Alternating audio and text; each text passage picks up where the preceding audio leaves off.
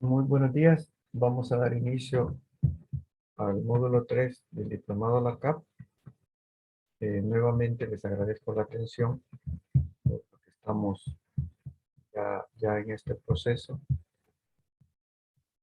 Vamos a ir abordando también los diferentes ya aspectos de la última, prácticamente la última tarea que viene al final de esta presentación. Eh, Como hemos explicado, pues se trata de actividades evaluadas para satisfacer algún requerimiento que se le plantea a la institución. Pero esta es todavía más sencilla, la vamos a explicar al final. Los contenidos de este módulo son los siguientes: las garantías, los recursos, prórrogas, multas, inhabilitación, sanciones, cesación y extinción de contratos. En los otros módulos, sobre todo en el módulo 2, como recuerdan, planteamos el desarrollo del ciclo de compra pública prácticamente sin mayores contratiempos, con el proceso de inicio a fin, sin que ninguno de los participantes pues presentara ninguna objeción o interpusiera algún tipo de recurso, sino que todo se planteó de tal manera que no hubiese nada que impidiera el desarrollo normal del ciclo de compra pública. Pero a veces no ocurre así. Podría ser que en las diferentes etapas de este ciclo de compras públicas ocurran algún tipo de inconveniente o traspiés que hay que abordar, resolver y gestionar. Entonces, de eso se trata el día de hoy, y además, a veces algunas conductas eh, llevan a la aplicación de sanciones, tanto para participantes como oferentes y contratistas, como para funcionarias y funcionarios de la institución. Veremos esa parte de la aplicación de sanciones. Las multas y las inhabilitaciones, pues son dos de ese tipo de sanciones que se aplican a, a oferentes y contratistas. Puede llevarse también a una extinción de contrato, dependiendo de las circunstancias. Luego, como vemos del lado derecho, planteamos esa pregunta: ¿a quién asiste la razón? ¿A quién respalda el derecho y justicia y legalidad? Lo que estamos intentando hacer es que cada participante de alguna manera defina el concepto mental que tiene de justicia y de legalidad, que en muchos casos están asociados, van de la mano y prácticamente son lo mismo, pero en algunas ocasiones no necesariamente va a ser así. Pero en el lenguaje coloquial a veces se confunde, sobre todo por las series de televisión en las que aparece, o en películas donde la gente va a los tribunales a exigir justicia. Y podría ser que su concepto, su percepción, esté apartado de lo que corresponda a las leyes vigentes, que son las que se le van a aplicar en todas estas gestiones.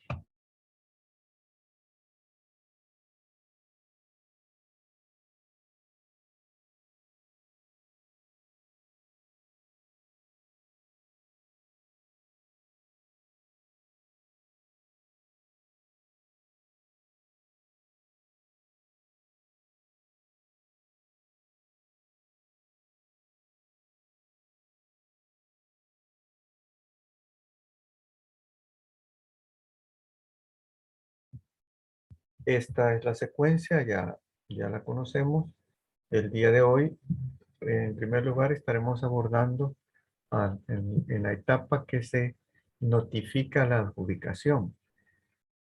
Las empresas que han participado en el proceso, que han presentado sus ofertas, reciben una notificación de parte de la UASI que ahí se establece cuál es la empresa a la que se le está adjudicando el proceso y a la que se le estaría convocando a la firma del contrato. Como veremos, si alguna de las empresas que no resultaron favorecidas considera que se le está vulnerando algún derecho, En esa etapa puede interponer un recurso de revisión y la adjudicación no queda infirme mientras esta no se resuelve y entonces no se puede proceder a la etapa de contratación. Luego veremos que en todo este proceso también podría haber sanciones y a la persona se le puede notificar que va a ser sancionada. Tendrá la oportunidad de interponer pues otro tipo de recurso si considera que tiene algunas validez o no el proceso iniciado.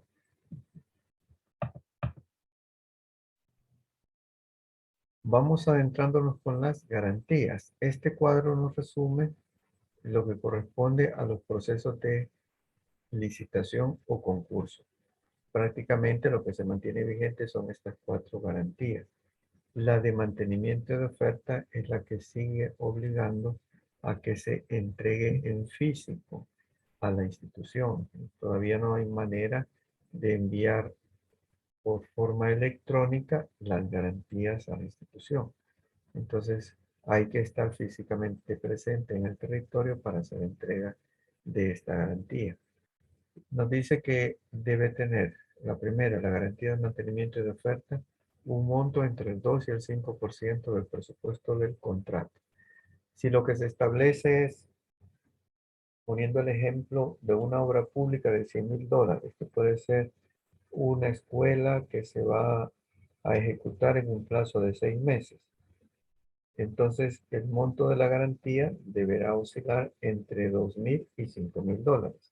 Y la vigencia de la misma deberá ser de 30 días después del vencimiento de la oferta, no 30 días después de la fecha de entrega de ofertas, porque es el plazo en el que se dará la evaluación, donde la Comisión Evaluadora de Ofertas aplicará los criterios de evaluación establecidos en las bases y determinará, recomendará al titular mediante acta a qué empresa adjudicar. Entonces, mientras esa parte del proceso se desarrolle, pues la institución debe estar debidamente respaldada con una garantía.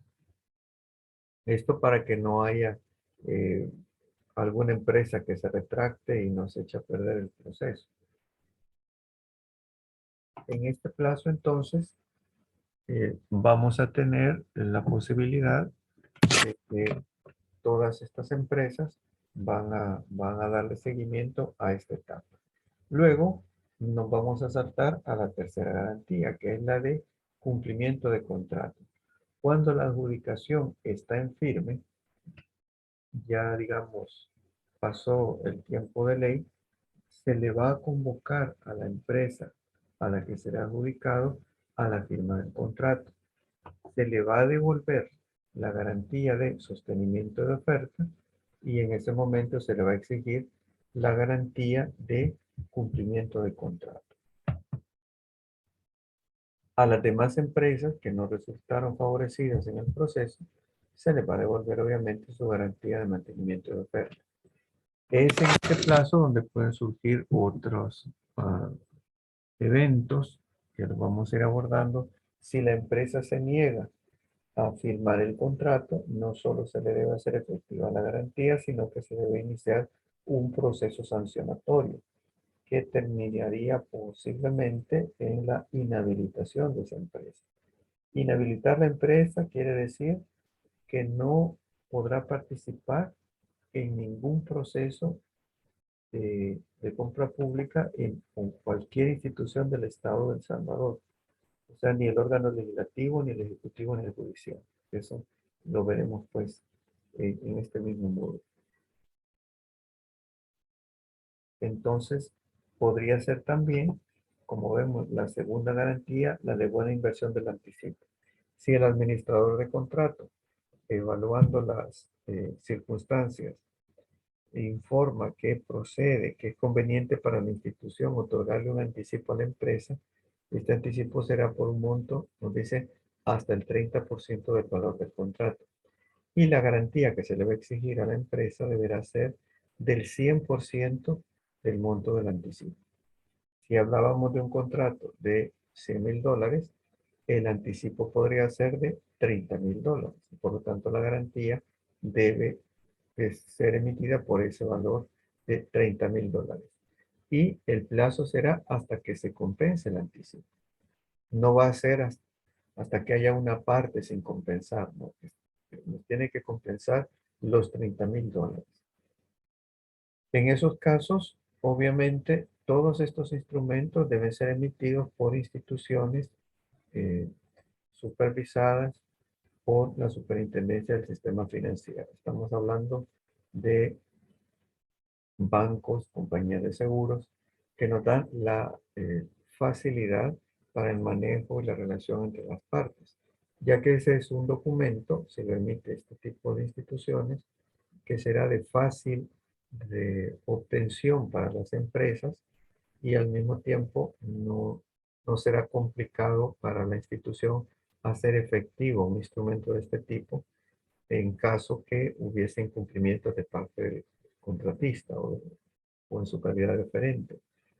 Lo que estamos tratando de evitar es que el proceso se interrumpa, pero podría ocurrir que sí haya una circunstancia atribuible al contratista por la que se vaya a interrumpir y la institución se vea en problemas al momento de su ejecución presupuestaria. Recordemos que siempre cuando trabajamos en el sector público va a prevalecer el interés público, valga la redundancia, pero eh, se espera por ello que se evalúen las empresas con los criterios pertinentes para que esto no ocurra, sino que el proceso se desarrolle con normalidad. Pero aunque así sea, aunque la empresa tenga el mejor récord en su desempeño, siempre es obligatorio que el Estado, la administración pública, esté debidamente respaldado. Cuando se completa la etapa de seguimiento debidamente, se le devuelve pues a la empresa la garantía de cumplimiento del contrato. Cuando compensa el anticipo, se le devuelve la garantía de anticipo. ¿Cómo va a saber tesorería que procede la devolución de la garantía? Pues para ello, como vimos en el módulo anterior, será el administrador de contrato quien informa que ya compensó el anticipo. En ese es el momento, tanto tesorería como base ya saben que se puede proceder a la devolución de la garantía. De la misma forma con el cumplimiento del contrato. Podría ser que durante la etapa de seguimiento haya incumplimientos de parte del contratista y sea una empresa que deje sin completar las obligaciones contractuales. En ese caso, procedería que se haga efectiva la garantía de cumplimiento de contrato, pero podría darse en algunas condiciones que la institución que emitió la fianza tome los roles del contratista y complete el proceso. Si el proceso pues ya culminó, para llegar a la etapa de liquidación, le tendremos que exigir a la empresa, antes de devolverle la garantía de cumplimiento de contrato, que nos rinda esa última garantía, la de buena obra y buen servicio, si se tratara de obra, buen servicio, funcionamiento y calidad de los bienes, en los otros casos. El monto será el 10% del monto final del contrato y no menor de un año. Nos habla de un 10% del monto final porque sabemos que en el caso de obra pública, con órdenes de cambio, el monto puede ir ascendiendo hasta un 20% adicional al monto original. En el ejemplo donde eran $100,000 de contrato original, las órdenes de cambio podrían llevarlo hasta $120,000. Entonces, la garantía de buena obra debería ser por $12,000. El plazo no menor de un año. Puede ser más. Y incluso la institución que administra las tuberías de aguas negras y agua potable exige a veces garantías de 5 años. Esa institución, en, su nombre oficial es ANDA, porque en el siglo pasado, ANDA, Administración Nacional de Acueductos y Alcantarillados, Ahora ya no se dice en el español de El Salvador tanto la palabra acueducto, sino que se dice líneas de agua potable o tuberías de agua potable. Ya casi nadie entiende que es un alcantarillado, sino que la mayoría de la gente le llama apropiadamente tuberías de aguas negras. Esa institución exige a veces garantías cuyo vencimiento llega hasta, de buena obra, cuyo vencimiento llega hasta los 5 años. Muchas empresas contratistas la rinden sin mayor inconveniente porque saben que han hecho bien su trabajo. ANDA en algún momento argumentó que por el tipo de obras que contrata, al quedar enterradas, es muy difícil determinar vicios de construcción dentro de ese año de vigencia de la garantía. Así que exige 5 años en algunas ocasiones con de una disminución paulatina de un 20% anual.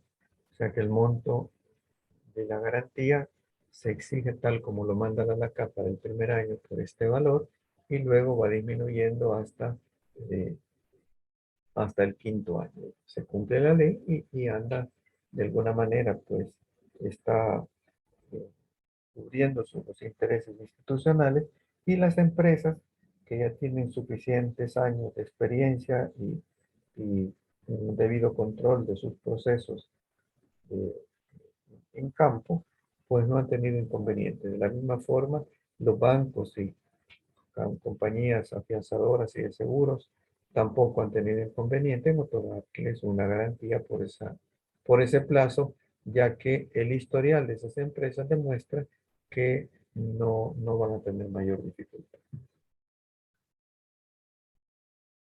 Abordamos pues los recursos regulados en la LACAP. Artículo 76. Recurso de revisión. De toda resolución de adjudicación o declaratoria de desierto pronunciadas en los procedimientos de contratación regulados por esta ley que afectaren los derechos de los particulares, procederá el recurso de revisión interpuesto en tiempo y forma. Y otro recurso es de revocatoria. Concluido el término probatorio o si la prueba no hubiera tenido lugar, deberá resolverse en definitiva de conformidad a esta ley. De la resolución solo podrá interponerse recurso de revocatoria por escrito ante el titular dentro de los 3 días hábiles siguientes a la notificación respectiva. Este es el caso de sanciones. Sanciones a personas naturales, a personas jurídicas o a funcionarias o funcionarios de la institución. Interposición del recurso de revisión. Este es el 6.9 del manual de la UNAC. Esperamos, confiamos que la UNAC ya tiene actualizados sus manuales, que no está violentando la ley de procedimiento administrativo, pero como en esta vida cada persona es responsable de sus actos y omisiones, siempre debemos mantener la seguridad, hacer las consultas para estar seguras y seguros que no estamos violentando la LPA. El recurso de revisión es la forma que tienen los oferentes de manifestar su inconformidad ante la administración pública de la resolución que adjudica o declara desierta una licitación o concurso público. Este procedimiento es la única forma en sede administrativa de impugnar la resolución del resultado de un proceso de licitación o concurso público. Con la interposición de este se agota la vía administrativa. Para las personas que en algún momento consultaron, pues se tiene que, si alguien eh, pretende eh, acudir a otra instancia, por ejemplo, la vía jurisdiccional, tiene primero que agotar la vía administrativa. Aquí nos está. Artículo de revisión, interposición del recurso. Deberá interponerse por escrito, razones de hecho y derecho, ante el funcionario que dictó el acto que se recurre. 5 días hábiles contados a partir del día siguiente al de la notificación. El recurso será resuelto por el mismo funcionario dentro del plazo máximo de 10 días hábiles posteriores a la admisión del recurso. Dicho funcionario resolverá con base a la recomendación que emita una comisión especial de alto nivel nombrada por él mismo para tal efecto. Contra lo resuelto no habrá más recurso. El silencio administrativo es favorable. Pues recordemos que el silencio administrativo es un acto administrativo. Aquí nos está dando un plazo de 10 días hábiles. Si no tenemos respuesta, pues ya tenemos respuesta. En otras palabras, si podemos ver acá también, aparece el actor del ciclo de compra pública que hemos venido presentando en esa lámina de los actores del ciclo de compras públicas en el módulo 1, el módulo 2, pero que no había aparecido, la CEAN, la Comisión Especial de Alto Nivel. Esta es la única intervención que tendrá este personaje y no volverá a aparecer tampoco. De la misma forma, no puede aparecer acá la Comisión Evaluadora de Ofertas. La CEO ya tuvo su momento en este proceso y ya no participará incluso en este caso. ¿Qué es lo que puede ocurrir? Que una de las empresas, cuando se da cuenta que ha ganado su competidor, revisa y dice, bueno, ¿y por qué le están adjudicando? Porque es más barata.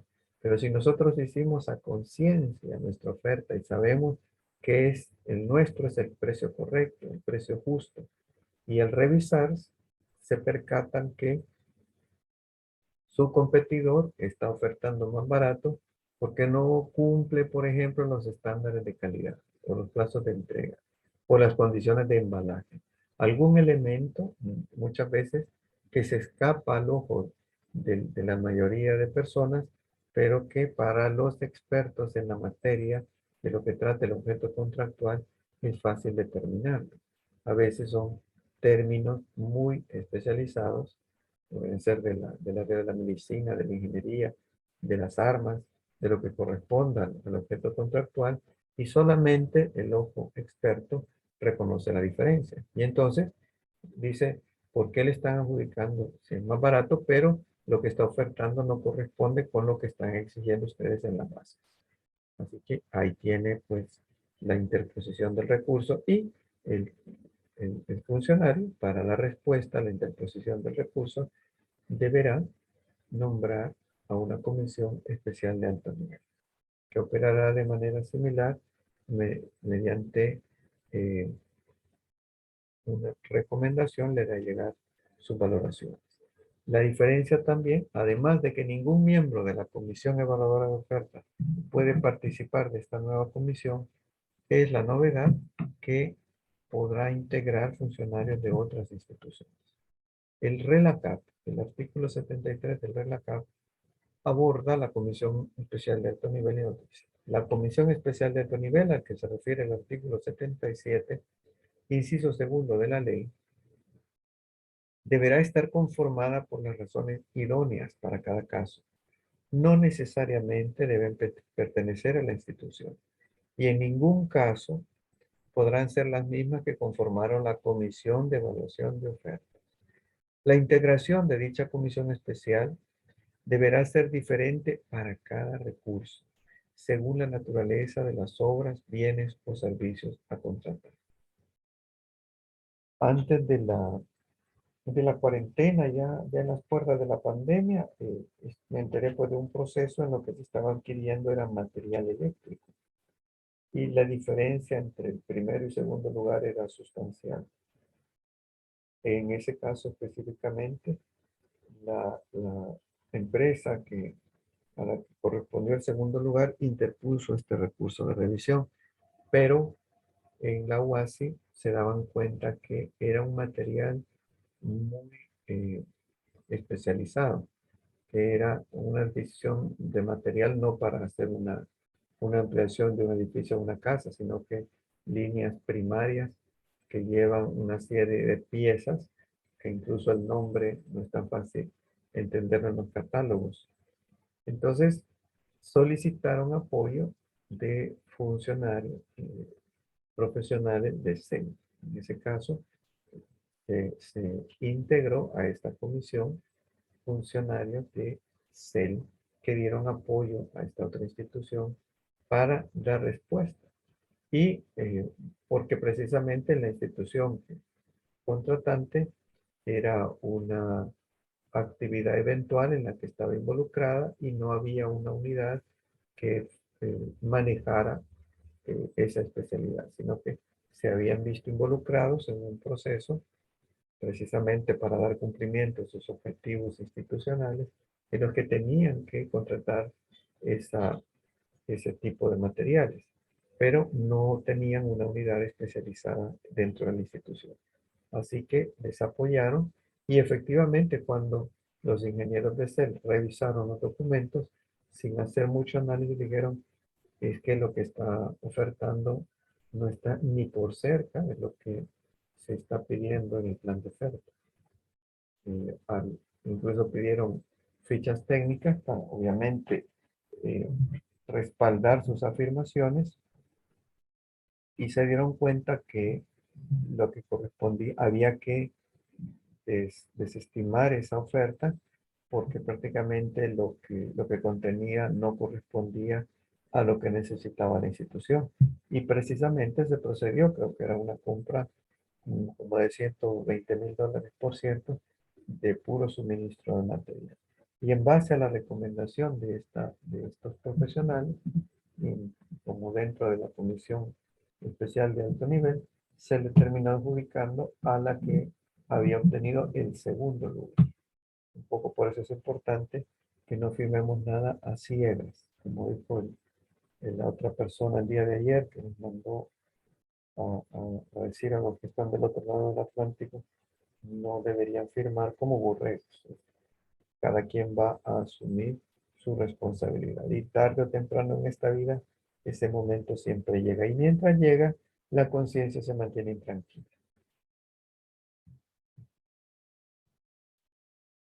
Prórrogas. Les vamos a dejar esta lámina para su lectura. En realidad es muy interesante ir ampliando cada una. Yo me voy a detener en lo que corresponde a prórrogas de los plazos, que es la tercera columna. Aplica a órdenes de cambio. Las órdenes de cambio pueden ser por iniciativa de la empresa contratista o por iniciativa de la institución. Podría ser, pero nunca pueden alterar el objeto contractual. Si el retraso del contratista se debiere a causa no imputable al mismo debidamente comprobada, tendrá derecho a solicitar y a que se le conceda una prórroga equivalente al tiempo perdido. No es, no es su responsabilidad. Aquí en los años recientes, además de la pandemia, hemos tenido eventos como eh, tormentas tropicales y situaciones similares que interrumpen incluso el paso por carreteras y eso afecta la mayoría de actividades del quehacer institucional en muchos casos y del desempeño de contratistas. Si eso es así, si ocurre un evento de ese tipo, el administrador de contratos será el primero que lo deberá documentar. La empresa también deberá reportarlo y deberá solicitarla. La prórroga no es automática, deberá solicitarla. No da derecho a compensación económica, no adquiere ese derecho. A veces argumenta el contratista, no pudimos trabajar 5 días, pero tuvimos que mantener vigilancia y esa vigilancia la tengo que pagar y esa vigilancia no estaba contemplada, pero nos dice la ley claramente, no da derecho a compensación económica. Lo que está evitando es que cuando haga la entrega tardía, ya no será tardía porque tendrá una prórroga. Y la solicitud y de- y la resolución, digamos, de esta solicitud de prórroga debe hacerse dentro del plazo contractual. Modificaciones de los contratos. Deberán hacerse antes del vencimiento del plazo, por circunstancias imprevistas y comprobadas. Pero no es circunstancia imprevista y comprobada una omisión o un error. Hay que tener cuidado que las omisiones y los errores los va a pagar la persona responsable. No es circunstancia imprevista y comprobada por lo que se pueda modificar un contrato. Los contratos de obra pública podrán modificarse mediante órdenes de cambio, que no deben exceder del 20%. Dicho límite no aplica en casos de estado de emergencia o de interés público. Quiere decir que sí podemos modificar un contrato.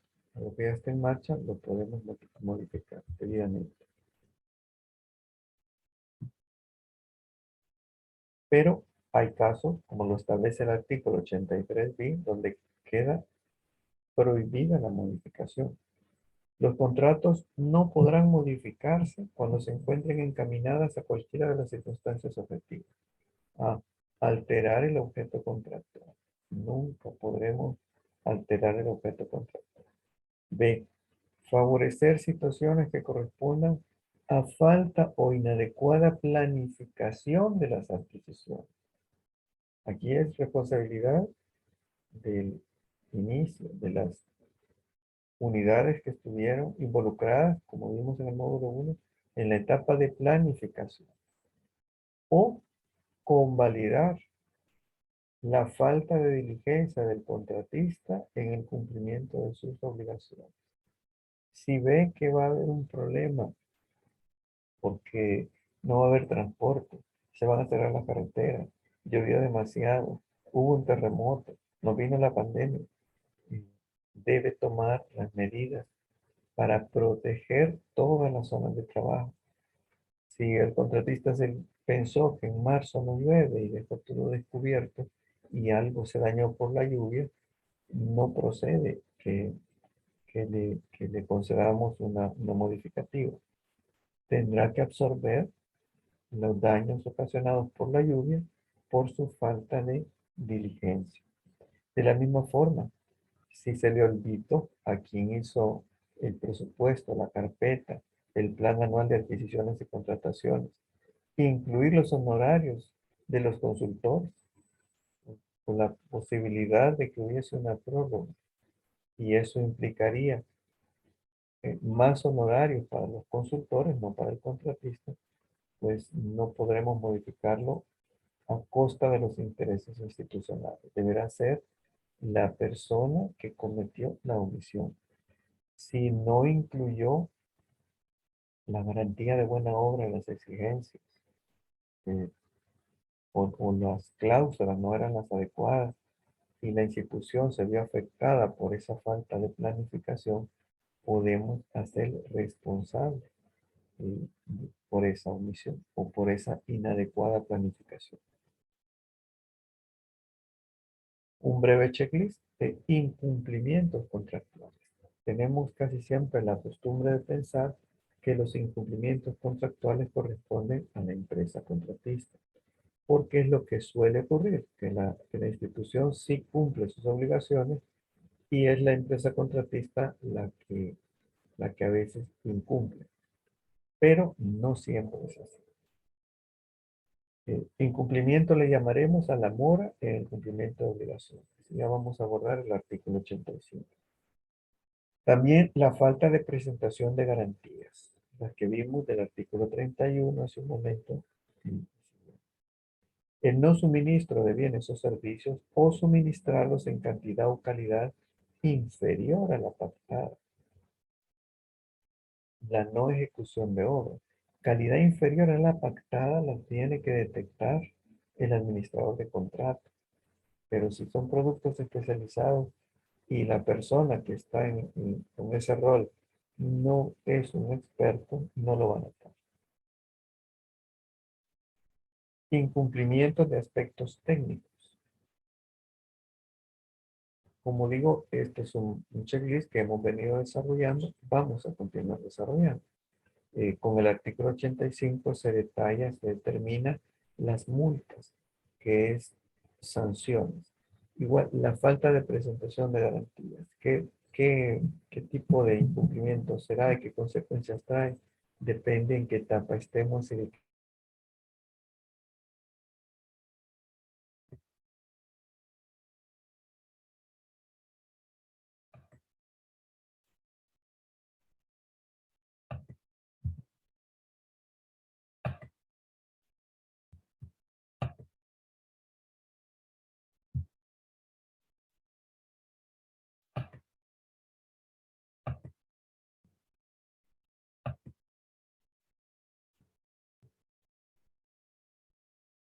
Les decía, depende de qué etapa estemos y de qué garantía se trate.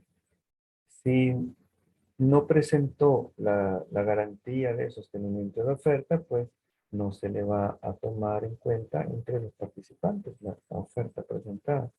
Pero si ya se le adjudicó y la OASI le convoca para la firma del contrato y se niega a presentarse, entonces no solo será efectiva la garantía de sostenimiento de oferta, sino que se deberá iniciar un proceso sancionatorio que conllevará pues a la inhabilitación. De la misma manera, el resto dependerá en qué momento del proceso nos encontremos. El incumplimiento de aspectos técnicos, pues por eso es tan importante que el administrador de contratos sea el experto que conoce el objeto contractual, porque lo más sofisticado en tecnología, por ejemplo, no será cualquier persona la que lo detecte.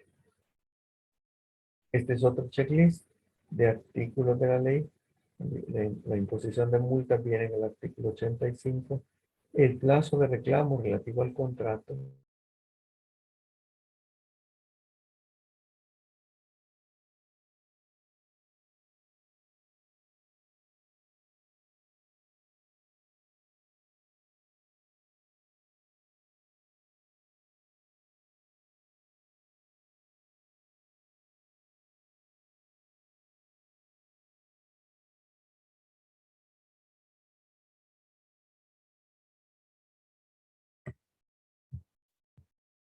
En el artículo 99 nos está estableciendo que debe estar claramente establecido en la base de licitación o de concurso este plazo para eh, presentar reclamos al contratista. Cuando este plazo haya caducado, el contratista se ha liberado de las responsabilidades. Luego, el incumplimiento de las partes da lugar a la extinción del contrato. Y el artículo 100 aborda incumplimiento de las partes, extinción del contrato, incluso si la institución contratante es la que está incurriendo en el incumplimiento. Puede ser incumplimiento de pago, puede ser que las condiciones que debían darse para el trabajo del contratista o para las entregas no las está cumpliendo la institución. Entonces, esto nos puede llevar a la extinción del contrato. El artículo 113, hablamos cuando en la etapa de seguimiento el contratista, por ejemplo, abandona el proceso, la institución que emitió que se constituyó como fiador puede terminar el proceso de seguimiento. La devolución de garantías, artículo 117. Los efectos de los incumplimientos en el artículo 147 y las sanciones en el 147 bis. Podemos ver en la ilustración que hay un sello de vencido. Aunque pareciera que están comenzando el proceso, en realidad al inicio ya están en problemas, ya lo abandonaron, casi no hay personal, ya está creciendo la maleza y prácticamente lo más seguro es que ya estas actividades se están ejecutando fuera del plazo programado, aunque sea dentro del plazo contractual. Si se entregan tardíamente, procederá la multa y el administrador de contrato es quien nos informará qué está pasando, cuál es su informe. En esto nos va a reflejar para evitar problemas mayores, sino que es el momento para intervenir cuando todavía eh, no está del todo perdido y hay que salvar la situación. Aunque exista un nexo con la empresa contratista, si hay un incumplimiento así tan grave, habría que proceder a la extinción de contrato y abordar para que las obras no se terminen de deteriorar.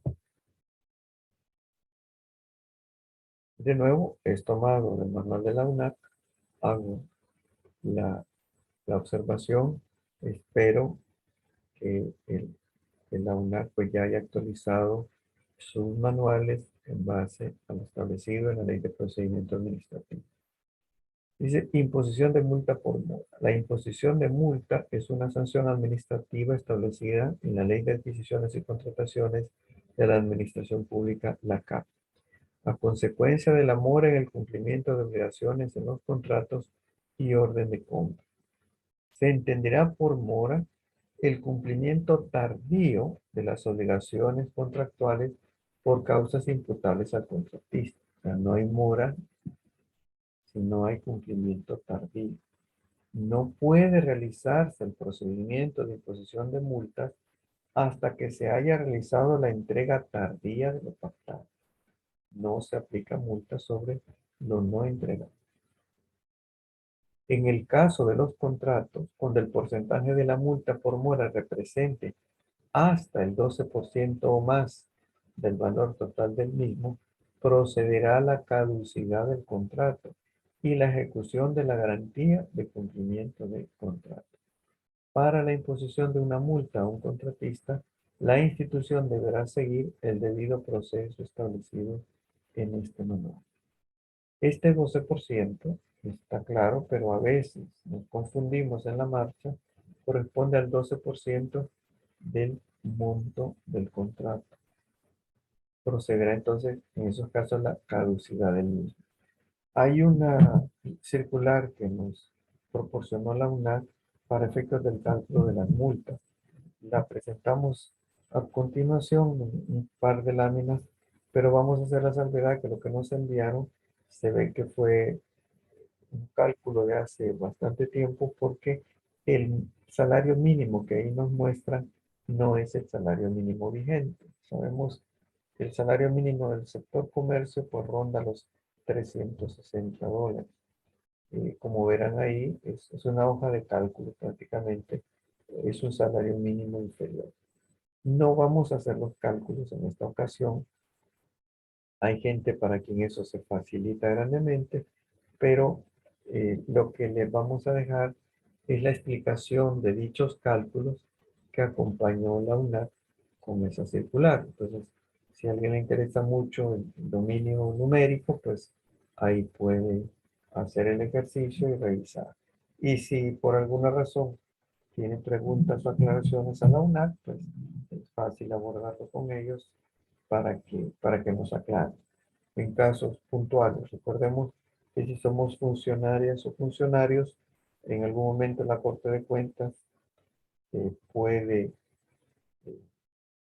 abordarnos porque no se hizo la aplicación de multa correspondiente. Entonces, tenemos que hacerlo en estricto apego a la ley.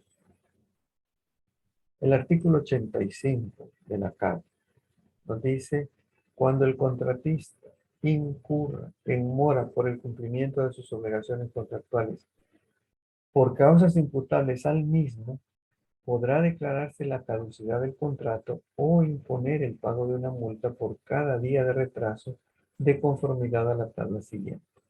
1. En los primeros 30 días de retraso, la cuantía de la multa diaria será de 0.1% del valor total del contrato.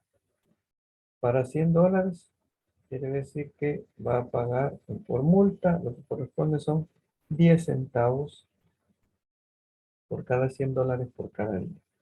Pareciera que no es mucho. 2. En los siguientes 30 días de retraso, la cuantía de la multa diaria será de 0.125% del valor total del contrato. Es decir, del día 31 al día 60 serían 12 centavos y medio por cada día. 3.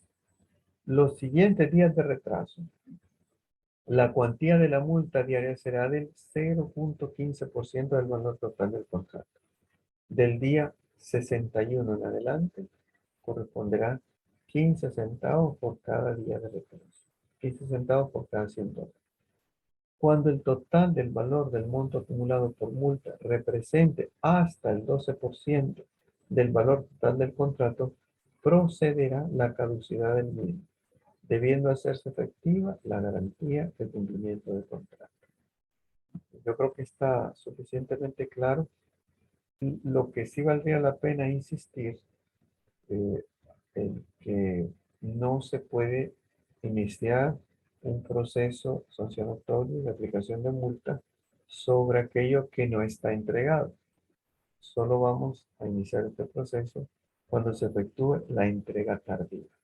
Por eso no tiene mucho sentido a veces cuando algunos contratistas dicen me van a aplicar la multa a partir de hoy, si todavía no ha entregado. No sabe ni qué día va a entregar. Hasta que los hechos no están consumados, no podemos dar la seguridad que ocurrieron.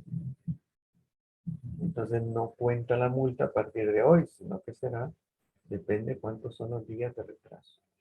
Y el monto de lo que entregó tardíamente. Sobre todo en contratos donde no es una sola actividad, tenemos que hacer la valoración de lo que se entregó tardío. Y no es algo negociable. La entrega tardía no es algo que queda a discreción de los funcionarios y funcionarios, sino que está establecido el monto y está establecido en el calendario cuántos días de retraso fueron. Entonces, aunque suene un poco cuadrado, pero no hay otra manera que calcularle y aplicar la multa. Es un proceso sancionatorio de obligatorio cumplimiento. Bien, vamos a hacer el receso en este momento, más o menos unos 10 minutos. Cualquier comentario o pregunta lo abordamos después del receso.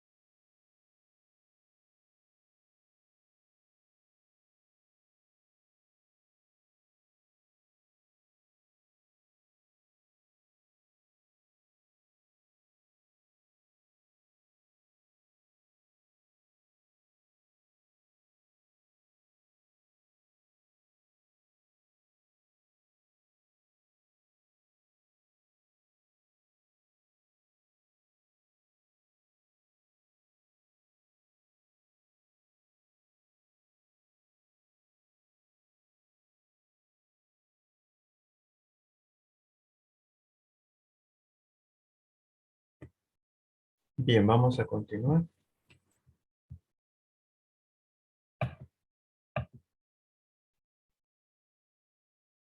Esta es la circular que nos hizo llegar la UNAC en su momento. Como dije antes, hay que tener el cuidado a la hora de realizar el cálculo que aquí todavía ellos estaban utilizando un salario mínimo bastante, de hace bastante tiempo. El actual obviamente es distinto, ya se incrementó. Nos dice, calcule la multa respectiva de acuerdo a la tabla del artículo 85 de la CAP. Son 4 casos. Vemos el bien Y, X, bien ZZ y bien P. Los dos primeros corresponden a licitación pública, el tercero a una libre gestión y el cuarto a una contratación directa. Quiere decir que no importa que sea contratación directa, siempre estamos en la obligación de aplicar multas si se efectuó la entrega tardía. En el primer caso, la entrega se hizo con 85 días de retraso. Entonces, si vemos aquello que sonaba 10 centavos nada más por cada día, se ha traducido en 3.692.78 dólares. Y del día 1 al día 30. En cambio, del día 31 al día 60, vemos que ya acá en el otro rango son 4.615.97 y así vamos incrementando hasta llegar al valor correspondiente a los 85 días. En este caso, ya estamos con una multa acumulada de 12.924.72. En el otro caso, el bien Y, solo fueron 2 días de retraso, se traduce en 200 dólares, porque el monto de lo entregado tardío es de 100.000 dólares, pero nos dice que la multa a imponer será de un salario mínimo. En el bien ZZ, que es una libre gestión, tenemos un monto de 1.000 dólares, 15 días de retraso, solo son 15 dólares, pero la multa a imponer será el 10% de un valor del salario mínimo. Y el bien P, que es la contratación directa, también 2 días de retraso, 50.000 dólares, la multa a imponer es el cálculo directo.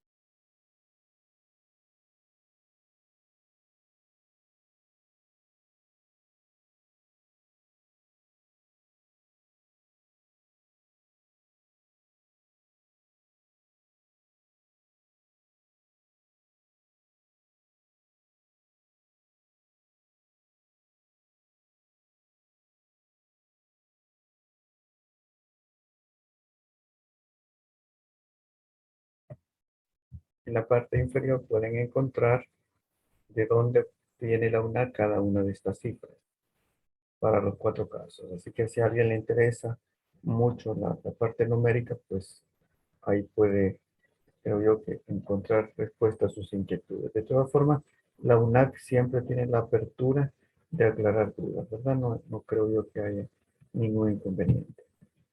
Y lo que nos dé la UNAC nos va a servir de respaldo para cualquier auditoría del futuro. Bien, vamos abordando los efectos de incumplimiento. Si recordamos, hasta ahora hemos visto la aplicación de sanciones en cuanto a la aplicación de multa.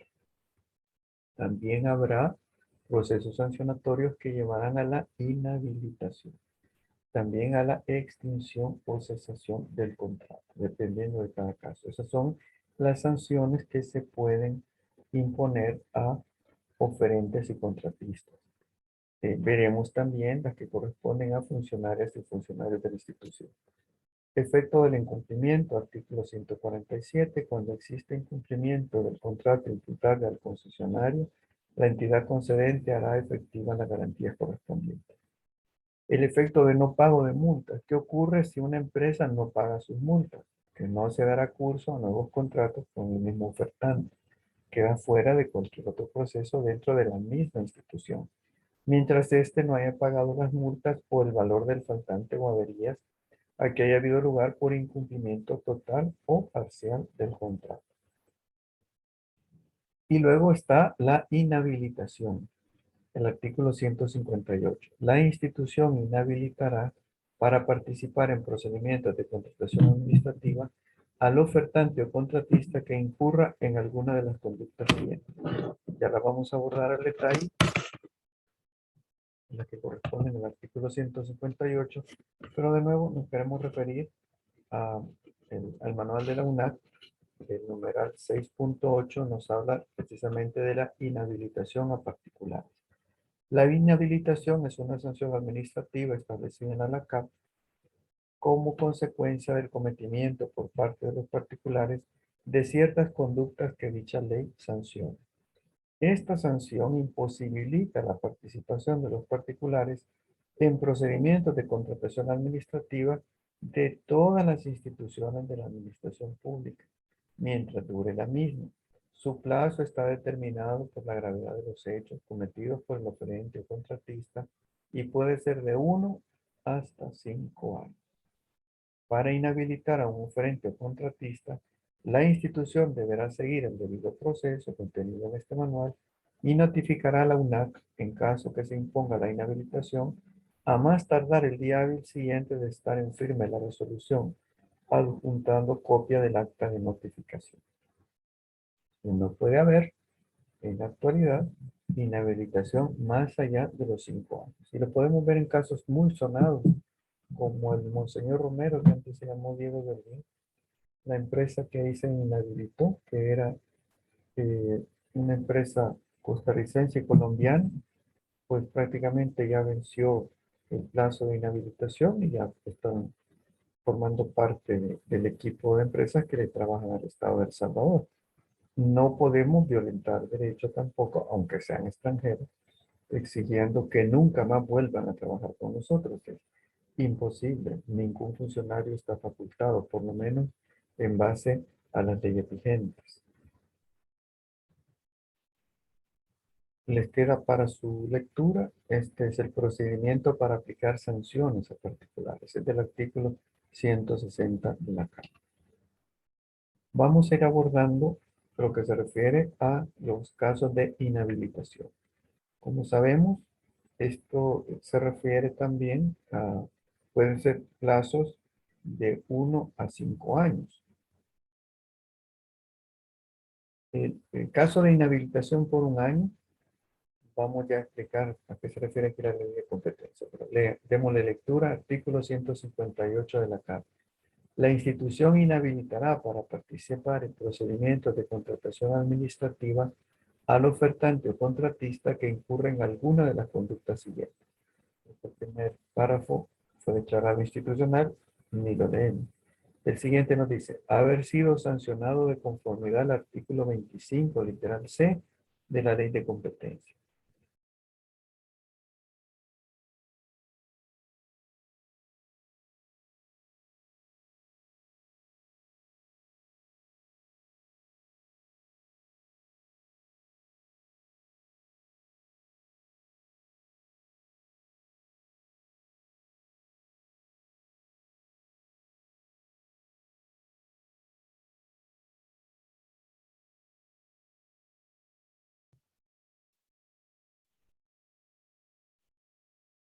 La ley de competencia, como decía, en este artículo y este literal, se está refiriendo a las prácticas oligopólicas. Para decirlo más brevemente, ¿qué consiste en prácticas oligopólicas? Pues entendería pues que todo el mundo conoce por lo menos lo que quiere decir un monopolio.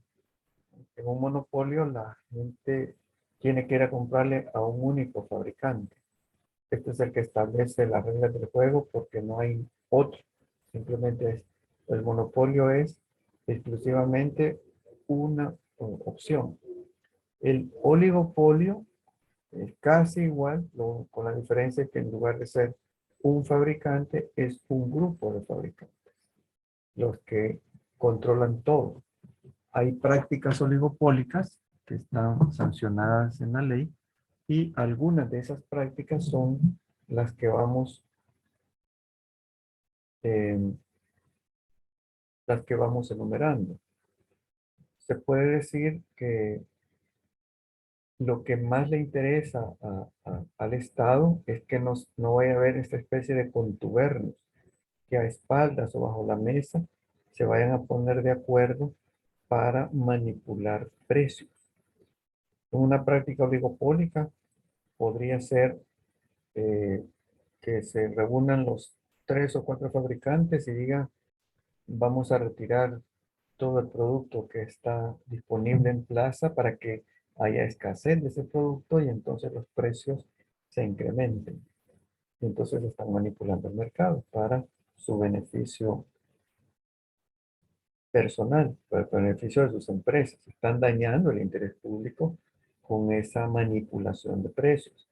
Otra práctica oligopólica puede ser que se repartan el territorio nacional. Se sientan a escondidas y dicen, tú vas a vender a tal precio en la zona norte, el otro va a vender en la zona occidental, si vienen de oriente, va a ser a tal otro precio, y acá en torno a la capital vendo yo. Y entonces así nos repartimos. Si te cotizan, le vendes más caro porque aquí solo vendo yo. Esa es otra práctica oligopólica. Cuando son pocos los fabricantes, tienen la capacidad de hacerlo, aunque estén violentando la ley y podrán ser sancionados. Pero en un caso particular de la LACAP, se puede dar que se sienten a escondidas para ponerse de acuerdo, como son los únicos, y diga, eh, nosotros vamos a poner tal precio, tú vas a poner el otro, y así ya sabemos que alguno de nosotros va a ganar y nos tienen que adjudicar a nosotros porque no lo pueden comprar en otro lado. Esa es particularmente a la que se refiere este caso. Si se detecta y se demuestra, porque no podemos actuar sobre la base especulativa, entonces procedería a inhabilitar a la empresa por un año. Es distinto que abiertamente se presenten a la licitación y digan, mire, hemos hecho un asocio, solo nosotros, un asocio temporal para participar en este proceso. Ahí pues no habría mayor problema, que digan pues parte del juego del mercado, algo válido en El Salvador, y podrían estar presentando una oferta en asocio, pero lo están haciendo abiertamente, sin contubernios y de manera transparente. El otro caso, inhabilitación por 2 años. Reincidir en la conducta contemplada en los literales del romano anterior. Ahí sería inhabilitado por 2 años. 12 años en los que no puede participar en ningún proceso. Allí en el portal de la UNAP, quien no lo ha visto puede revisar y está las empresas inhabilitadas. Eh, lo que ocurre es que en algunos casos pueden presentar, que consideran que no procedía, pueden recurrirlo y a veces los plazos se acortan y dicen de repente aquí faltaban 2 años y ya no está, porque hubo, digamos, eh, alguna resolución por la que se levantó esta sanción. Pero vemos el caso acá, inhabilitar por 2 años si afectare reiteradamente los procedimientos de contratación en que participa, o no suministrar o suministrar un bien, servicio u obra que no cumpla con las especificaciones técnicas o términos de referencia pactadas en el contrato u orden de compra. Esa es la inhabilitación por 2 años. Inhabilitación por 3 años. Reincidir en alguna de las conductas tipificadas en el literal anterior. No suscribir el contrato en el plazo otorgado o señalado sin causa justificada o comprobada. Lo he venido mencionando el día de hoy. También no solo sería efectiva la garantía de sostenimiento de ofertas, sino que se iniciaría este proceso sancionatorio. Si la UASI le está convocando, la adjudicación pues está en firme. Lo que procede es firma del contrato pero se niega o no se presenta y no hay causa justificada y comprobada, entonces procede, se inicia un proceso sancionatorio para inhabilitarle por 3 años. Obtener ilegalmente información confidencial que lo sitúe en ventaja respecto a otros competidores.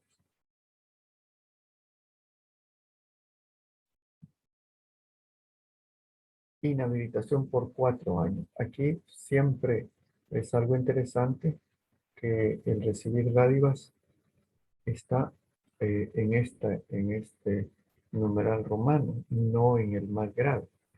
Dice, inhabilitación por 4 años. Reincidir en la conducta contemplada en el literal B del romano anterior. Suministrar dádivas directamente o por intermedio de tercera persona a los funcionarios o empleados involucrados en un procedimiento de contratación administrativa. Acreditar falsamente la ejecución de obras, bienes o servicios en perjuicio de la institución contratante. Hay algunos países donde han avanzado mucho en el registro de la experiencia de empresas y profesionales. Entonces, acá todavía hay algunos intentos, pero al parecer estamos lejos y es muy fácil que una empresa acredite falsamente la ejecución de algo que no le corresponde.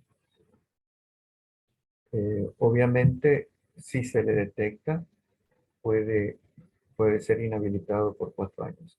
En otras naciones, pues esto es muy difícil hacerlo porque precisamente los entes reguladores van llevando el registro. Aunque acá suena raro, ya la tecnología en realidad está a nuestra disposición, solo habría que ponerlo en marcha porque esto daña los intereses del Estado.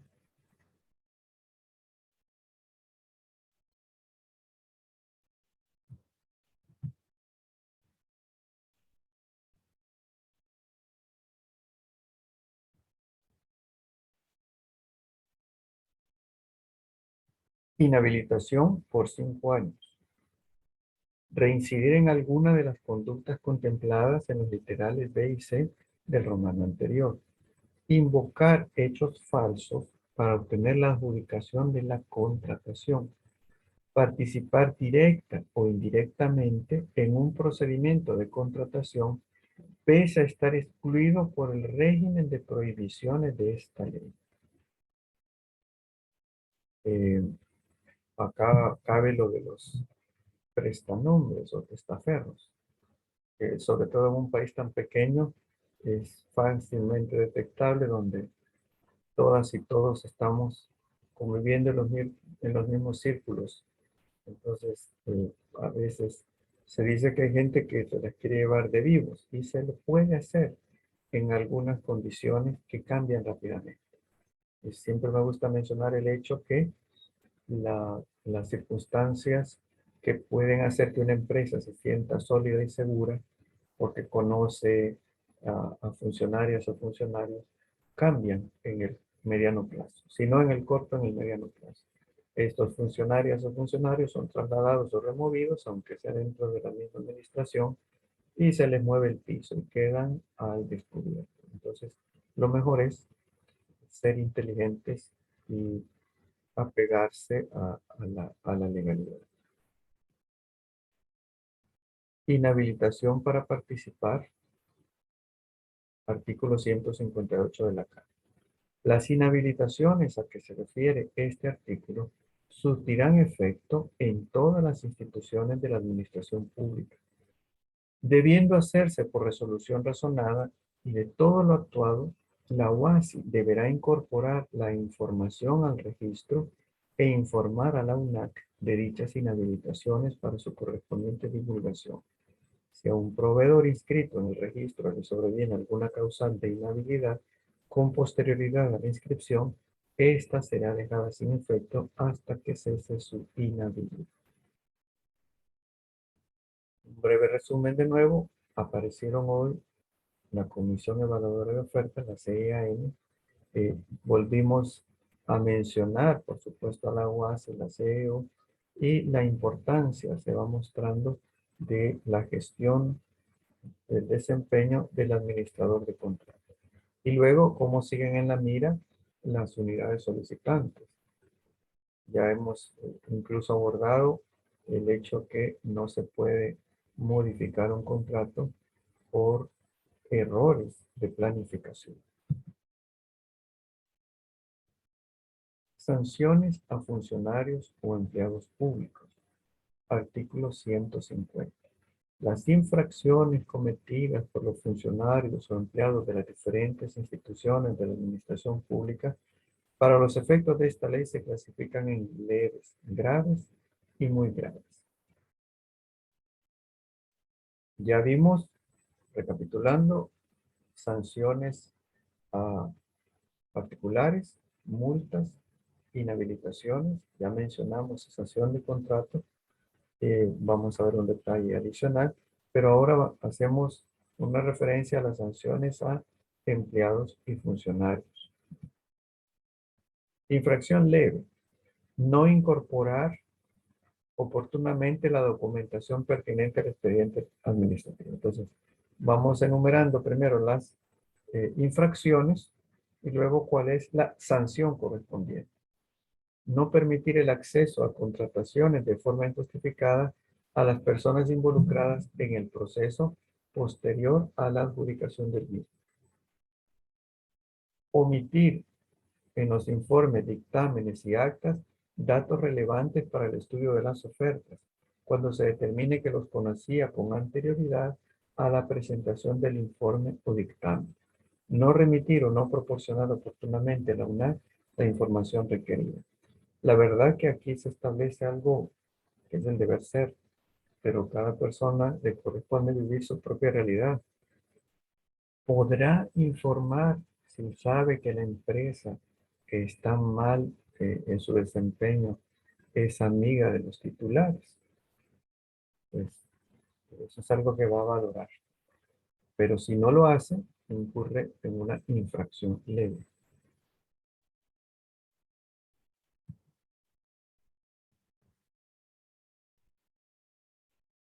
Infracción grave. Retrasar injustificadamente la recepción de obras, bienes y servicios. Ahí vemos también, vuelve a aparecer, a lo mejor el administrador de contrato, porque le dan la orden, no le recibas hasta que te los traiga en cajas de color de tal tipo, sin pintura, y que en lugar de que venga en grupos de 20, que venga en grupos de 38. Si no está así, dice, es una orden que me dieron, pero la infracción la está cometiendo personalmente. Recibir o dar por recibida obras, bienes o servicios que no se ajusten a lo pactado o contratado o que no se hubieran ejecutado. Y hay muchos casos en la cárcel de administradores de contratos que dieron por recibido bienes, obras o servicios para obedecer una orden. Entonces firma y se tramitó el pago con su firma. Infracción muy grave. Causar un perjuicio patrimonial debidamente comprobado siempre que la acción fuere realizada con dolo, fraude, impericia, negligencia o mala fe en el procedimiento para contratar o en el control de la ejecución. De nuevo nos separa en las dos etapas del proceso. En la etapa del procedimiento de contratar o en el control de la ejecución. Ya en la etapa de seguimiento. En ese caso, no importa que fuese sin querer, pero si es una impericia, una negligencia, es tan grave como si lo hace con dolo o fraude o mala fe. Sanciones. Las que corresponden a la infracción leve, se realizará una amonestación escrita del superior jerárquico. Muchas personas que conozco que solo han trabajado en el sector privado podrán considerar que se trata de algo cosmético, que una amonestación escrita no es una sanción. Pero recordemos que en el sector público, muchísimas instituciones, la acumulación de estas amonestaciones inicia el proceso de despido. Y la mayoría de nuestra gente que trabaja en el sector público vive de su salario. Entonces, que le despidan es realmente algo muy grave. Aunque aquí sea una infracción leve, quedarse sin trabajo. Y si nos vamos a la realidad, hay un alto endeudamiento con bancos, cooperativas, que están sustentando con órdenes de descuento, que al quedarse sin empleo, prácticamente se les va a venir una avalancha inmanejable de obligaciones. Hay que tomar eso en cuenta porque esta amonestación escrita puede dar pie a que se inicie ese proceso y se enfrente a esa realidad. O sea, sí es algo muy delicado, aunque se limite a una amonestación escrita. No, no es tan sencilla y trae consecuencias. Infracción grave. Se impondrá suspensión sin goce de sueldo hasta por un máximo de 3 meses. Aquí cabe lo que dijimos antes, se castiga al grupo familiar y eso hay que estar conscientes. Trabajar sin goce de sueldo hasta por 3 meses es gravísimo. Y sobre todo, El Salvador no es un país donde el salario como empleado o funcionario público sea muy alto en la mayoría. En la inmensa mayoría que son los que están trabajando en la mayor parte de este proceso. Si nos vamos a ubicar en los actores del ciclo de compras públicas, los que tienen buenos ingresos son muy pocos. La inmensa mayoría vive modestamente. Infracciones muy graves, despido o terminación laboral sin responsabilidad para la institución, sin perjuicio de la responsabilidad civil y penal a que hubiera lugar. Ya lo dijimos en el módulo 2, aquí lo repetimos. Además que se va a quedar sin trabajo, sin prestaciones, le pueden embargar sus bienes. La responsabilidad civil va a implicar embargo de sus bienes y responsabilidad penal implicará años en la cárcel.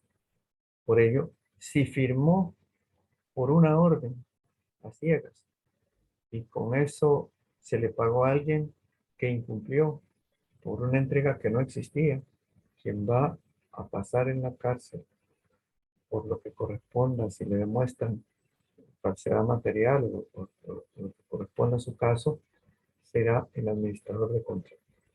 Aunque le den una orden, el superior o la superiora no le podrá respaldar al momento que esté en el tribunal. Entonces, pues yo he escuchado decir, eso es injusto.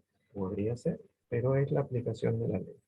Por ello, el ejercicio de hoy corresponde a eso, mostrar una opinión si lo legal es siempre justo, si la legalidad implica justicia, qué es justicia y qué es legalidad.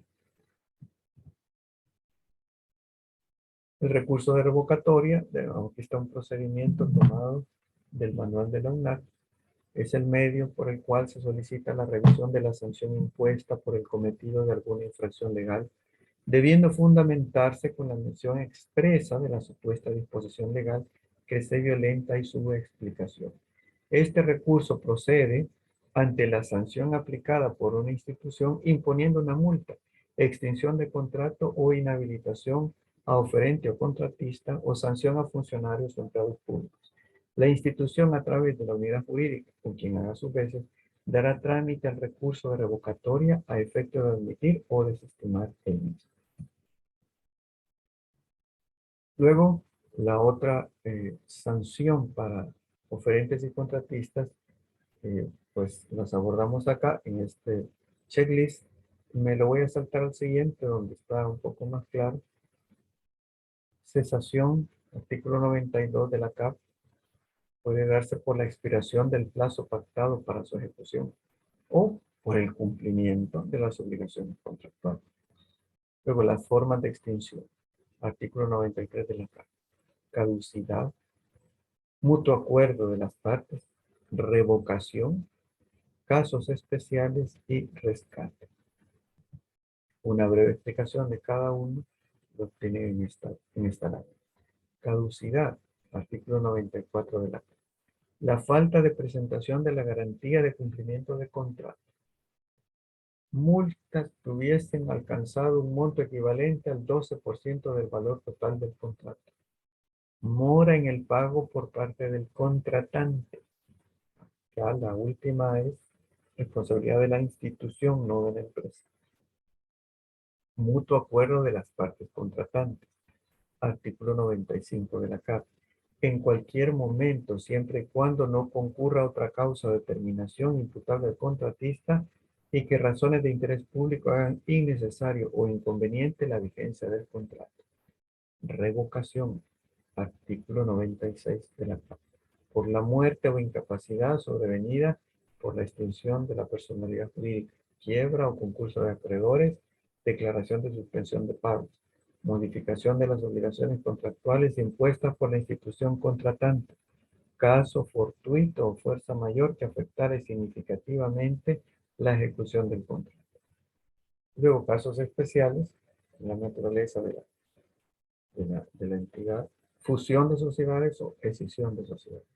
Y rescate opera en casos de concesión de obra o servicio público.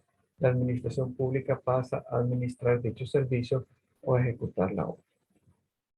Bien, con esto damos pie a lo que corresponde a una breve explicación para la tercera tarea, que es la última. Para el módulo 4 no hay tarea, solo son 3. Y esta es la última, el concepto de justicia y legalidad. Cada participante tiene su propia opinión. No nos corresponde a nosotros juzgar toda opinión es válida.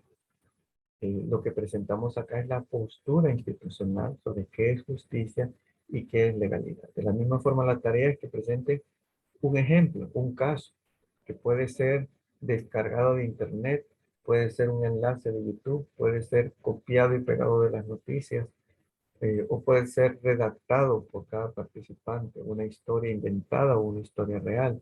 Lo que pedimos es que muestre la postura personal. Si está de acuerdo que justicia y legalidad siempre se aplican juntas, pues muestra un ejemplo que así lo ilustra.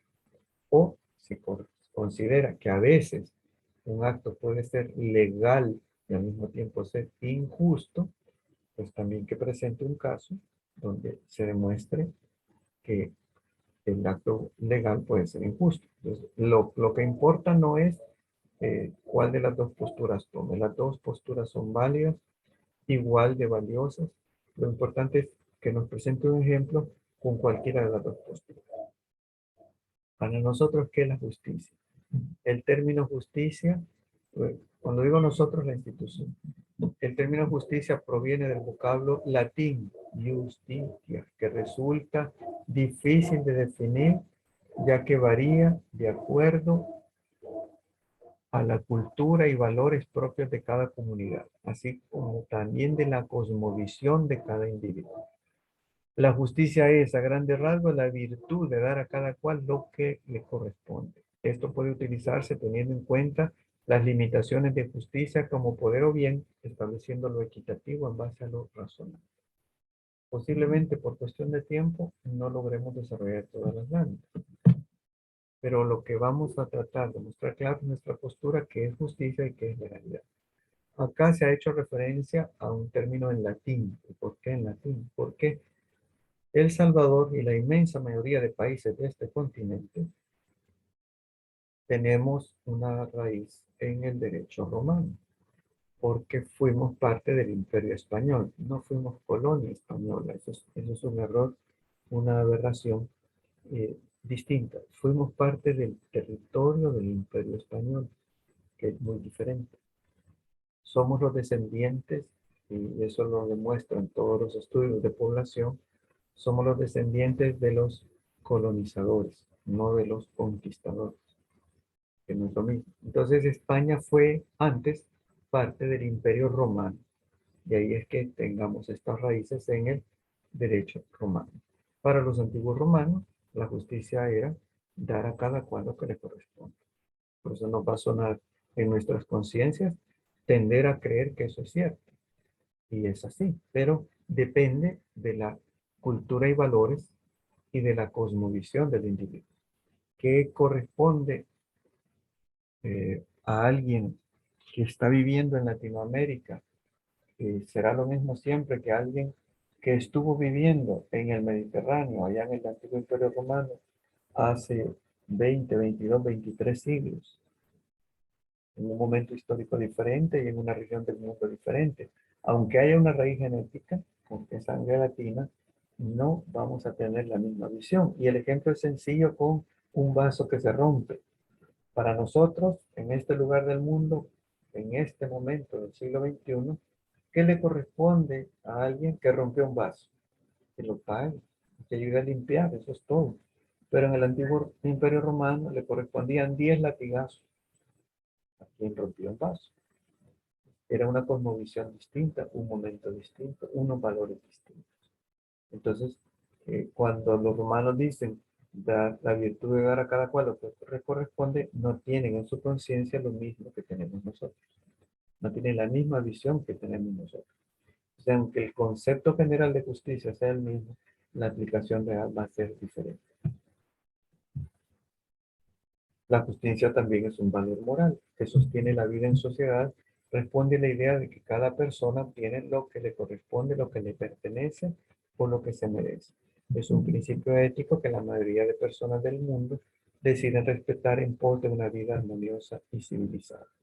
En el ámbito judicial, para el establecimiento de este concepto se utiliza para hacer alusión a reglas y normas que condicionan los accionarios de personas e instituciones a partir de autorizaciones, prohibiciones, obligaciones.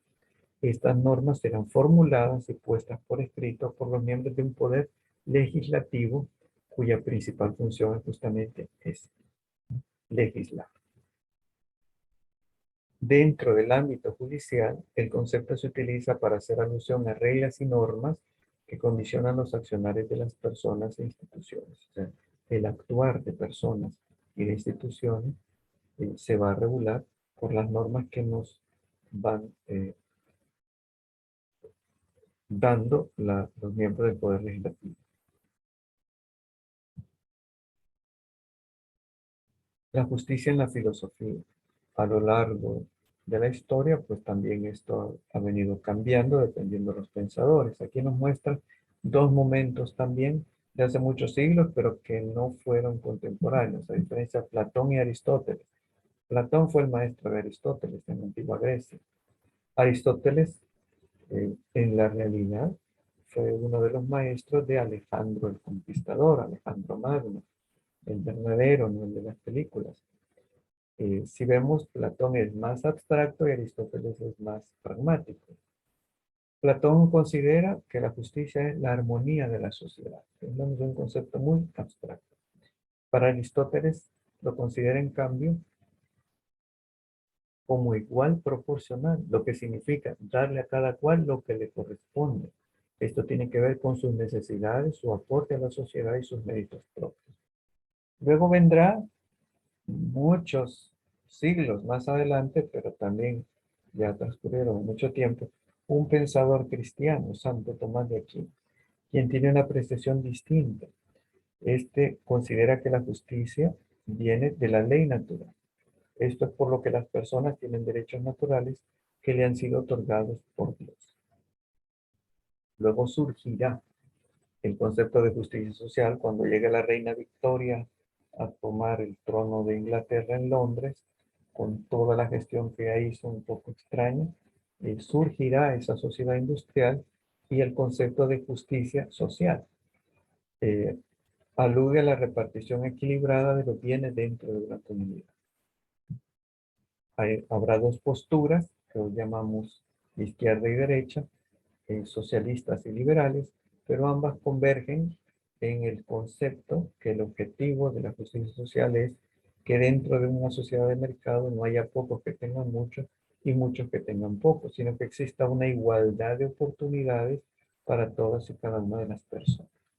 Eso es la coincidencia, el método por el que lo alcanzan, pues es el que va a variar. Ahora, ¿qué es legalidad? Se conoce como principio de legalidad a la prevalencia de la ley sobre cualquier actividad o función del poder público. Esto quiere decir que todo aquello que emane del Estado debe estar regido por la ley y no por la voluntad de los individuos. Por eso en el Imperio Romano no se le permitía a los jueces más que aplicar las leyes que provenían del Senado. Por eso el derecho anglo es diferente al derecho romano. El accionar estatal se encuentra sus límites en la Constitución y no avasalla los derechos del individuo. Entonces vemos algunas variantes del principio de legalidad administrativa, principio de legalidad registral, principio de legalidad tributaria, que es el que todas y todos tenemos claro. Con lo que viene a establecerse es que únicamente una norma jurídica que tenga carácter de ley puede determinar las bases de las obligaciones tributarias. Es decir, que solo aquella puede delimitar quiénes tienen que hacerle frente al pago de las mismas, en qué fechas, en qué sistema, las acciones que serán calificadas como infracciones y cuáles serán las sanciones por cometerlas. Nadie tiene duda que tiene que pagar impuestos. Con esto menciono el último trabajo exacto. Muestre con un ejemplo real o ficticio cuál de estas afirmaciones es la correcta. La justicia y la legalidad siempre se aplican juntas, o si una acción puede ser legal y al mismo tiempo ser injusta. Por favor, envíe una copia a mi correo serranosmael263@gmail.com. Bien, ya casi se nos acaba el tiempo de la plataforma. No sé si alguien tiene algún comentario o pregunta. Pues, siendo así, pues de nuevo les agradezco su atención. Les deseo lo mejor a ustedes y sus familias y nos vemos Dios mediante la próxima semana.